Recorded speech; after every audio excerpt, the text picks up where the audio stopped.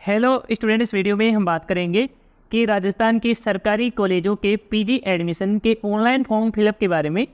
तो यदि आपने अपना ग्रेजुएशन है वो कंप्लीट कर लिया है और आप पीजी का कोर्स है जैसे कि एमए है, एमएससी है, एमकॉम है, ये जो कोर्स है आप गवर्नमेंट कॉलेज से करना चाहते हैं, गवर्नमेंट कॉलेज में एडमिशन लेना चाहते हैं, तो इसके जो ऑनलाइन एडमिशन के लिए फॉर्म भरने शुरू हो गए हैं।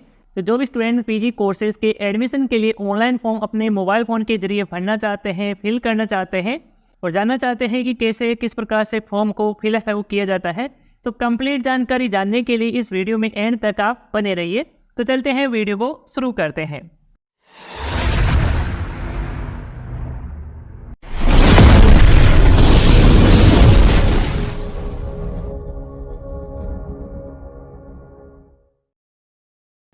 स्टूडेंट सरकारी कॉलेज के पीजी एडमिशन के लिए ऑनलाइन फॉर्म फिलअप करने के लिए सबसे पहले अपने मोबाइल फ़ोन या कंप्यूटर में आपको गूगल को ओपन कर लेना है। देन यहाँ पर आप गूगल के सर्च बार में लिखेंगे SSO। तो जैसे ही यहाँ पर आप SSO लिखकर आप सर्च करेंगे तो सर्च रिजल्ट में सबसे ऊपर ही आपको Rajasthan single sign in on यानी कि SSO पोर्टल का जो लिंक है सबसे फर्स्ट में ही देखने को मिल जाता है। तो आपको इसी पर क्लिक करना है। तो क्लिक करते ही स्टूडेंट इस तरह से आपके सामने SSO पोर्टल है वो ओपन हो जाता है।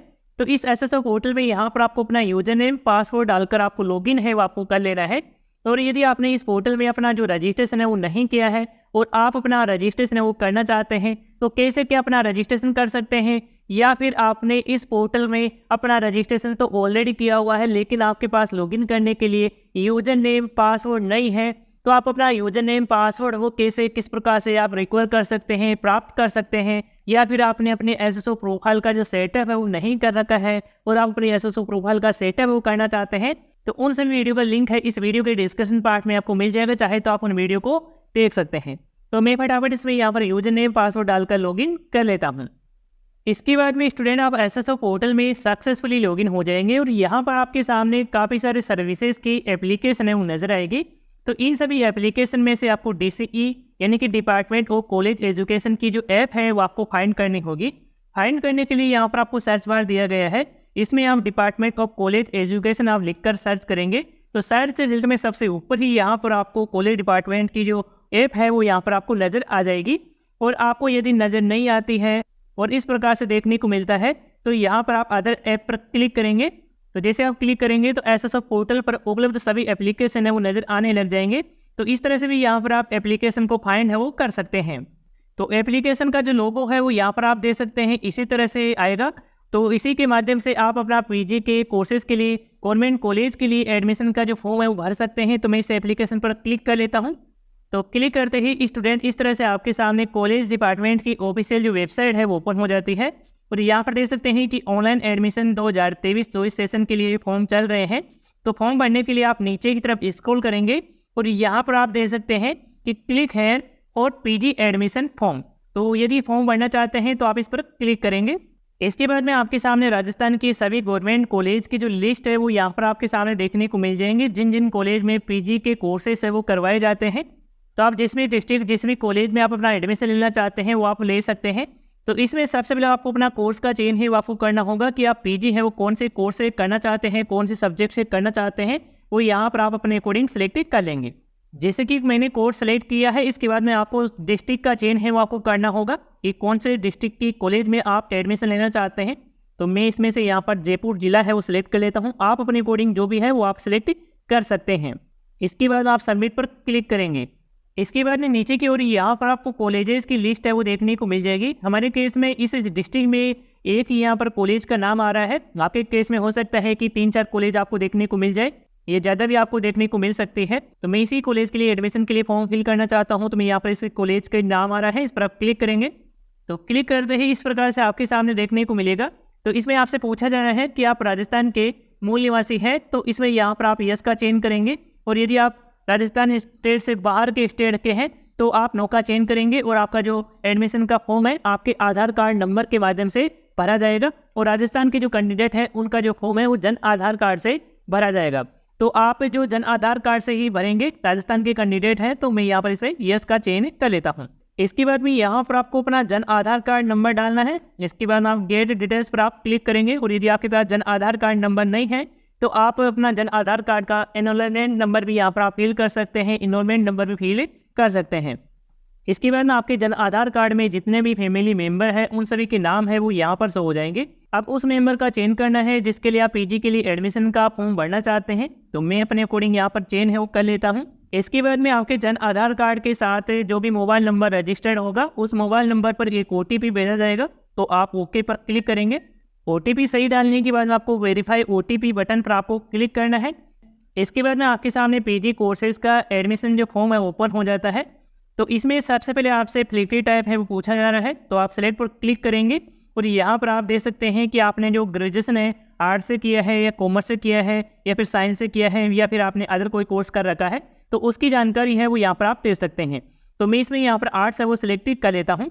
इसके बाद में यहाँ पर आपको कोर्स का नाम है वो यहाँ पर ऑलरेडी यहाँ पर BA सेलेक्ट हो जाता है यदि आप आर्ट्स सेलेक्ट करते हैं, और यदि आप साइंस सेलेक्ट करेंगे तो उसके अकॉर्डिंग यहाँ पर आपको कोर्स का नाम है वो देखने को मिल जाएगा। इसके बाद में आपको कोर्स टाइप है वो आपको सिलेक्ट करना होगा। तो इसमें देख सकते हैं कि पास कोर्स है यानी कि अनवर्स से किया है तो आप पास कोर्स सेलेक्ट करेंगे, या फिर आपने होनर्स से किया है तो आप अपने अकॉर्डिंग सेलेक्ट कर लेंगे। तो मैं यहाँ पर पास कोर्स से ही सिलेक्ट है वो कर लेता हूँ। इसके बाद में आपको स्कीम ऑफ एग्जाम है वो सिलेक्ट करना होगा। तो इसमें देख सकते हैं कि एनुअल 3 ईयर का कोर्स रहा है तो आप ये सिलेक्ट करेंगे, या फिर सेमेस्टर वाइज रहा है तो आप अपने अकॉर्डिंग ये सिलेक्ट कर लेंगे। या फिर इसमें देख सकते हैं कि इंटीग्रेट है 4 ईयर का, या फिर इंटीग्रेटेड सेमेस्टर वाइज है तो आप अपने अकॉर्डिंग सेलेक्ट कर लेंगे, या फिर अदर किसी प्रकार से रहा है तो आप सेलेक्ट कर सकते हैं। तो मैं यहाँ पर एनुअल 3 ईयर की कर लेता हूँ।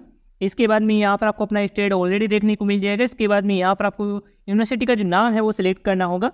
तो इसमें यहाँ पर आपको सभी यूनिवर्सिटी के नाम आ जाएंगे, तो मैं यहाँ पर राजस्थान यूनिवर्सिटी जयपुर है वो सिलेक्ट कर लेता हूँ।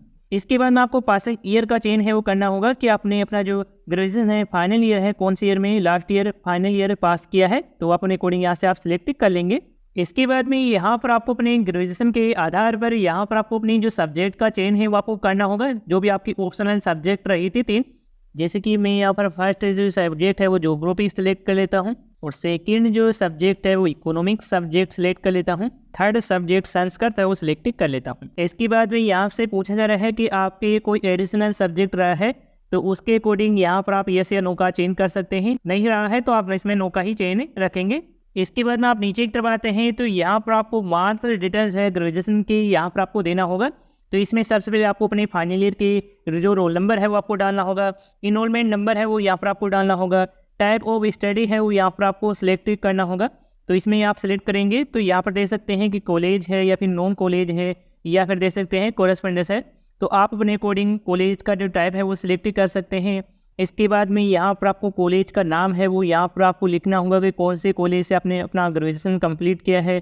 टोटल मार्क्स देंगे, टोटल मार्क्स में आपको 1800 है या इस प्रकार से आपको देना है कि तीनों ईयर का आ जाए। इसके बाद आपको अपने ग्रेजुएशन की फाइनल ईयर की मार्कशीट में देखकर आपको प्राप्तांक भी डाल देना है, परसेंटेज है वो यहाँ पर आपको फिल करना है।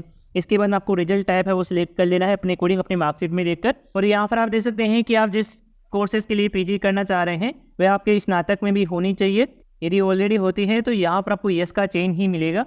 इसके बाद आप पीजी जिस सब्जेक्ट से करना चाह रहे हैं उस सब्जेक्ट में आपके फर्स्ट ईयर में कितने क्या मार्क्स थे टोटल वो डालेंगे, प्राप्तांक डालेंगे। इसी प्रकार से सेकेंड ईयर के डालेंगे, टोटल मार्क्स डालेंगे, प्राप्तांक डालेंगे, और यहाँ पर आपको थर्ड ईयर के डालना है टोटल और यहाँ पर प्राप्तांक। और जो स्टूडेंट जिस ईयर में प्रमोट हुए थे वह स्टूडेंट 0 ही लिखेंगे, यहाँ पर इसमें दिया गया है और एक बार यहाँ पर खुद भी पढ़ लेंगे। इसके बाद में स्टूडेंट आप नीचे की तरफ आते हैं तो यहाँ पर आपको स्टूडेंट की जो पर्सनल डिटेल्स है 10th क्लास के मार्कशीट के अकॉर्डिंग यहाँ पर आपको फिल है वो आपको करना होगा। तो इसमें नाम वगैरह की डिटेल्स है जैसे कि फादर नेम है, मदर नेम है, आपका नाम है, और यहाँ पर जेंडर है, DOB है, मोबाइल नंबर है, ईमेल आईडी है, ये सभी डिटेल्स है वो आपको अच्छे से चेक है वो कर लेना है। यदि सही डिटेल्स है तो आपको आगे बढ़ना है। इसके बाद में यहाँ पर आपको वोटर ID कार्ड के लिए पूछा जा रहा है। यदि आपका वोटर ID कार्ड बना हुआ है तो इसमें आप यस का चेंज है वो करेंगे और यहाँ पर अपना वोटर ID कार्ड नंबर है वो डाल देंगे। नहीं बना है तो इसे आप खाली भी छोड़ सकते हैं। इसके बाद में आपका आधार कार्ड है ऑलरेडी यहाँ पर आपको फिल मिल जाता है, अपना जन आधार कार्ड भी ऑलरेडी फिल मिल जाता है। ये जो डिटेल्स है आपके जन आधार कार्ड से ही फेच है वो कर ली जाती है, लेकिन जिस जानकारी कमी रह जाती है उस जानकारी को आपको मैनुअल तरीके से आपको फिल है वो करना होगा।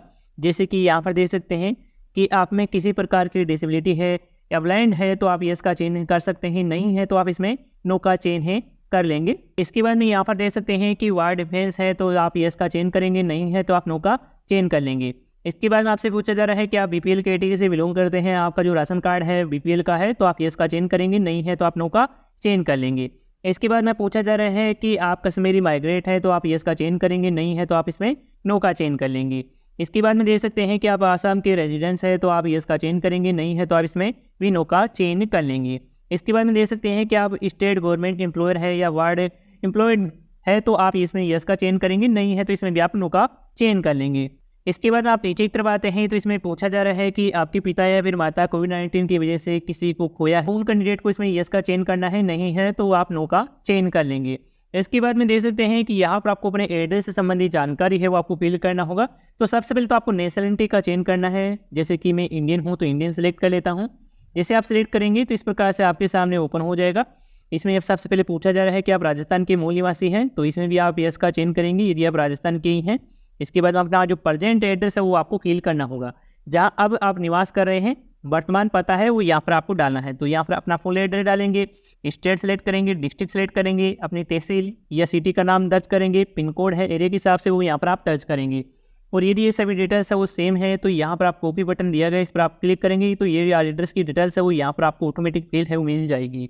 नीचे की तरफ आते हैं तो यहाँ पर आपको अपने क्लेम बोनस के लिए दिया गया है, यदि आपके पास एनसीसी कोई सर्टिफिकेट है या फिर आपके पास कोई भी बोनस सर्टिफिकेट है और उसको लगाकर आप अपने मेरिट में आप बोनस है वो प्राप्त करना चाहते हैं, तो यहाँ पर आप बोनस का जो सर्टिफिकेट परचेज कर लेंगे। तो यहाँ पर आप यस का चयन करेंगे। इसके बाद में यहाँ पर आपको बोनस टाइप है वो देखने को मिलता है, तो इसमें आपको सर्टिफिकेट के नाम है वो देखने को मिल जाएंगे। तो आपके जिस भी प्रकार का सर्टिफिकेट है वो आप अपने अकॉर्डिंग सेलेक्ट कर लेंगे। जैसे कि यहाँ पर मैं स्पोर्ट सेलेक्ट करता हूँ, तो यहाँ पर आपको स्पोर्ट जो सर्टिफिकेट जारी किया गया था उसकी जो डेट है वो यहाँ पर आपको डालना होगा। और यदि आपके पास कोई भी सर्टिफिकेट नहीं है तो आप इसमें नो का ही चयन है वो करेंगे। और यहाँ पर आपको अपनी एजुकेशनल जो संबंधी जानकारी है, जो आपने क्वालिफाई कर चुके हैं एजुकेशन से संबंधित जानकारी है वो आपको फिल करना होगा। तो इसमें सबसे पहले सेकेंडरी की जानकारी मांगी जा रही है, तो इसमें आप अपना बोर्ड का चयन करेंगे कि आपने राजस्थान बोर्ड से किया है तो आप राजस्थान बोर्ड सेलेक्ट करेंगे, या फिर आपने सीबीएसई या फिर आपने अदर किसी स्टेट बोर्ड से किया है तो आप अपने अकॉर्डिंग सिलेक्ट कर लेंगे। जैसे कि मैं यहाँ पर राजस्थान बोर्ड ही सिलेक्ट कर लेता हूँ। इसके बाद में आपको एग्जामिनेशन के रोल नंबर है और यहाँ पर स्कूल का जो नाम है वो डालना है, पासिंग ईयर है और यहाँ पर आपके जो टोटल मार्क्स थे, प्राप्तांक है और यहाँ आपके परसेंटेज, तो ऑटोमेटिक यहाँ पर आपको देखने को मिल जाएगी। रिजल्ट टाइप है वो आपको सिलेक्ट कर लेना है, पास जो इस है। इसके बाद में यहाँ पर आपको सीनियर सेकेंडरी की 12th क्लास की जानकारी है वो आपको देना होगा। तो इसमें यहाँ पर अपना बोर्ड का चयन करेंगे, रोल नंबर डालेंगे, आपके स्कूल का नाम डालेंगे, पासिंग ईयर सेलेक्ट करेंगे। फिलिंग टाइम में यहाँ पर आपको देखने को मिल जाता है, जैसे कि यहाँ पर साइंस है, साइंस पीसीबी है, पीसीएम है। तो पीसीएम का मतलब है कि आपके साइंस में मैथ रहा है तो आप पीसीएम सेलेक्ट करेंगे, और यदि आपकी साइंस में बायो रहा है तो आप पीसीबी सेलेक्ट करेंगे। तो इस प्रकार से आप साइंस का चयन है वो कर लेंगे। कॉमर्स है, आर्ट्स है, वो यहाँ पर देखने को मिल जाता है। तो आपके 12th में जो भी रहा है वो आप अपने अकॉर्डिंग सेलेक्ट करेंगे। इसके बाद में आपके टोटल मार्क्स है, प्राप्तांक है, परसेंटेज है, रिजल्ट टाइप है वो ऑटोमेटिक यहाँ पर आपको फिल कर देना है। इसके बाद में यहाँ पर आपकी जो कॉलेज का नाम है और यहाँ पर आपको जो सब्जेक्ट आपने सेलेक्ट किया है ये ऑलरेडी यहाँ पर आपको सिलेक्ट मिल जाती है और यहाँ पर आप चेक भी कर सकते हैं। इसके बाद में आप नीचे की तरफ आते हैं तो यहाँ पर आपको अदर डिटेल्स सब आपको फिल करना होगा। तो अदर डिटेल में यहाँ पर आपको अपने गार्जियंस की जानकारी है वो देना होगा, या पेरेंट्स की जानकारी भी दे सकते हैं, तो आप अपने अकॉर्डिंग सेलेक्ट करेंगे। इसके बाद में आपको गार्जियंस का जो टाइप है वो सिलेक्ट करना होगा कि कौन सी कैटेगरी है, व्यवसाय क्या है, वो आप सेलेक्ट कर लेंगे। और यदि इनमें से कोई कैटेगरी लागू है वो नहीं होती है तो आप अदर सेलेक्ट कर सकते हैं। इसके बाद में व्यवसाय का जो एड्रेस है वो यहाँ पर डालेंगे। पेरेंट्स का जो मोबाइल नंबर है वो यहाँ पर फिल करेंगे।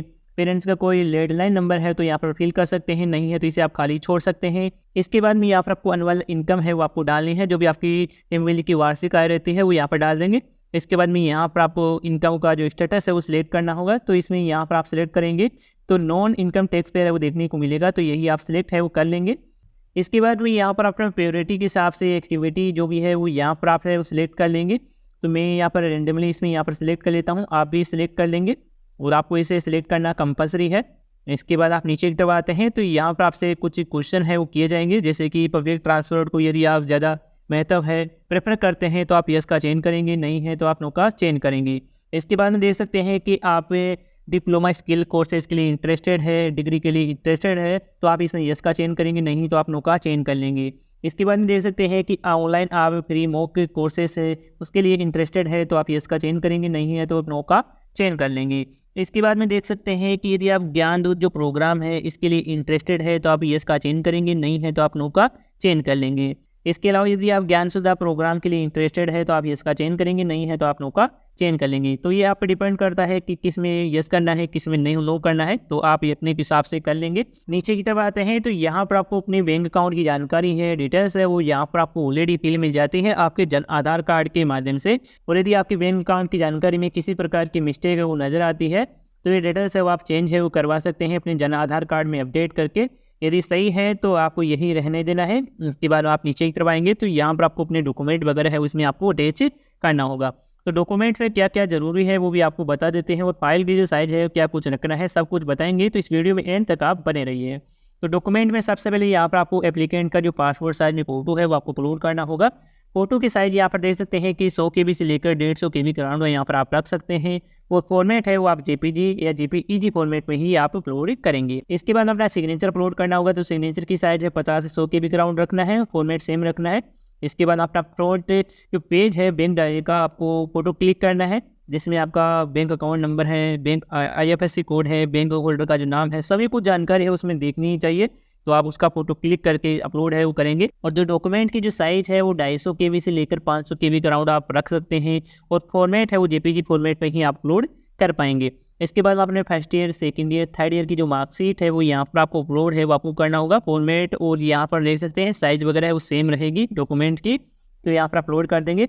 और यदि किसी स्टूडेंट का जो सेमेस्टर वाइज रहता है तो आपके 2 सेमेस्टर को मिलाकर एक में यहाँ पर आपको अपलोड है वो आपको करना होगा। तो इस प्रकार से टोटल 6 सेमेस्टर होते हैं, तो आपको एक एक करके 6 को यहाँ पर 3 में यहाँ पर आपको अटैच कर देना है।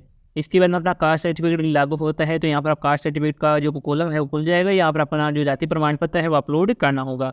और यदि आप बोनस को सर्टिफिकेट लगाते हैं और आपको जो सर्टिफिकेट मिला होगा, जो भी आपका स्पोर्ट्स का सर्टिफिकेट है, उसको भी इसमें यहाँ पर आपको अटैच है वो आपको करना होगा। तो ये सभी डॉक्यूमेंट है वो आपको अटैच करना होगा, और फॉर्मेट है वो आपको JPG ही रखना है। और आपको फ़ोटो और सिग्नेचर है या फिर आप डॉक्यूमेंट की फाइल की साइज है कैसे किस प्रकार से आप चेंज कर सकते हैं, तो उस वीडियो का लिंक है इस वीडियो के नीचे डिस्कशन पार्ट में आपको मिल जाएगा। उस वीडियो को देखकर आप फोटो सिग्नेचर का साइज वगैरह है वो कन्वर्ट कर सकते हैं और इसमें यहाँ पर अपलोड कर पाएंगे। इसके बाद में आप नीचे की तरफ आते हैं तो यहाँ पर आपको आवेदक की घोषणा है वो यहाँ पर दी गई है, तो आप इसे एक बार जरूर पढ़ लेंगे। जो भी प्रवेश नीति है 2023-24 इसमें यहाँ पर आपको पूरी जानकारी है वो दी गई है, तो एक बार ज़रूर पढ़ लेंगे। इसके बाद में यहाँ पर आपका कोई सजेशन है तो यहाँ पर आप दे सकते हैं, नहीं है तो आप इसमें डायरेक्ट यस का चेंज करेंगे, सबमिट पर आप क्लिक करेंगे। इसके बाद में इस तरह से आपके सामने पेमेंट गेटवे है वो ओपन हो जाता है। तो इस पेमेंट गेटवे में यहाँ पर आप देख सकते हैं कि जो पेमेंट है वो आप नेट बैंकिंग से ही कर पाएंगे, यदि आपके पास किसी भी बैंक की नेट बैंकिंग है। और नेट बैंकिंग के भी मैं आपको दिखा देता हूँ कि कौन कौन से बैंक की जो नेट बैंकिंग है अवेलेबल है। जैसे कि यहाँ पर देख सकते हैं कि आपके पास बैंक ऑफ बड़ौदा की नेट बैंकिंग है तो आप सेलेक्ट कर सकते हैं, या फिर स्टेट बैंक ऑफ इंडिया की नेट बैंकिंग है तो आप सेलेक्ट कर सकते हैं, या फिर आपके पास यूनियन बैंक की नेट बैंकिंग है तो आप सेलेक्ट कर सकते हैं। तो आपको नेट बैंकिंग के भी 3 ही ऑप्शन दिए जाते हैं, तो मैं इसमें से यहाँ पर state bank of India he select है वो कर लेता हूँ। इसके बाद में आपको पे नाउ पर आपको क्लिक करना है, और यहाँ पर देख सकते हैं कि पेमेंट है वो आपको ज़्यादा नहीं करना है, केवल एडमिशन का जो फॉर्म का जो फीस है फॉर्म भरने का 10 रुपये ही आपसे लिया जाएगा। पेमेंट तो आपको 10 रुपये लिया जाएगा, लेकिन आपको पेमेंट करने का जो ऑप्शन है वो UPI या फिर डेबिट कार्ड का ऑप्शन नहीं दिया गया है, तो काफ़ी स्टूडेंट नेट बैंकिंग के माध्यम से यहाँ पर जो पेमेंट है वो नहीं कर पाएंगे। तो हो सकता है कि बाद में चलकर ये जो उसमें ऑप्शन है वो ऐड किया जाए, तो मैं इसे ही सिलेक्ट कर लेता हूँ और यहाँ पर पे बटन पर क्लिक करता हूँ। इसके बाद में आपके सामने जो भी आप बैंक सेलेक्ट करेंगे उसका जो नेट बैंकिंग का पोर्टल है वो ओपन हो जाएगा, तो इसमें आप अपना यूज़र नेम पासवर्ड डालकर आप लॉगिन है वो कर लेंगे। इसके बाद में आपके सामने पेमेंट की डिटेल्स है वो आ जाएगी। इसके बाद में कन्फर्म पर क्लिक करेंगे। जैसे आप कन्फर्म पर क्लिक करेंगे तो आपके नेट बैंकिंग यानी कि आपके बैंक से कनेक्टेड मोबाइल पर एक OTP आएगा। OTP आते ही आपको OTP डाल देना है। जैसे आप OTP डालेंगे तो आपका जो पेमेंट है वो सक्सेसफुली हो जाएगा, और आपको एक एडमिशन फॉर्म का जो फाइनल जो प्रिंट आउट है वो देखने को मिल जाएगा। आप एप्लीकेशन फॉर्म का जो फाइनल जो प्रिंट आउट है वो ले लेंगे। इसके बाद में आपको उस एडमिशन फॉर्म के फाइनल जो प्रिंट आउट को अपने पास ही सुरक्षित से आपको रखना है, और जब भी आपकी जो एडमिशन की जो मेरिट लिस्ट है वो जारी की जाती है और आपका मेरिट लिस्ट में नाम आता है, तो आपका जो डॉक्यूमेंट वेरिफिकेशन है वो करवाया जाएगा। यानी कि आपको अपनी कॉलेज में सभी दस्तावेज है जो भी आवश्यक दस्तावेज है लेकर आप कॉलेज में जाएंगे और वहाँ पर डॉक्यूमेंट वेरिफिकेशन करवाएंगे। डॉक्यूमेंट वेरिफिकेशन करा देने के बाद आपको अपनी कॉलेज की जो फीस भी जमा करानी होगी। कॉलेज की फ़ीस भी ज़्यादा है वो आपको नहीं कराना है, 1000 रुपये के समथिंग आपको कॉलेज की फ़ीस है वो रहती है, वही आपको पेमेंट है वो करना होता है, वही कॉलेज की आपकी फ़ीस होती है। तो इस प्रकार से स्टूडेंट आप सरकारी कॉलेज के एडमिशन के लिए अपना ऑनलाइन फॉर्म फिल कर सकते हैं। और यदि आपको इसी से रिलेटेड कोई सवाल है, सुझाव है, तो आप हमें कमेंट बॉक्स में आप बता सकते हैं। और यदि फ्रेंड यदि आप कॉलेज एडमिशन के लिए फॉर्म फिल कर दिए हैं और आप अपना जो स्कॉलरशिप का भी फॉर्म अप्लाई करना चाहते हैं, तो किसी भी स्कॉलरशिप के लिए आप स्कॉलरशिप का फॉर्म भरना चाहते हैं स्टेट लेवल की, तो उन सभी वीडियो का लिंक है इस वीडियो के नीचे डिस्क्रिप्शन पार्ट में आपको मिल जाएगा, चाहे तो आप उन वीडियो को देख सकते हैं। तो इस वीडियो में अभी के लिए इतना ही, और यदि आपको इसी से रिलेटेड कोई सवाल है, सुझाव है, तो आप हम कमेंट बॉक्स में आप बता सकते हैं। धन्यवाद दोस्तों।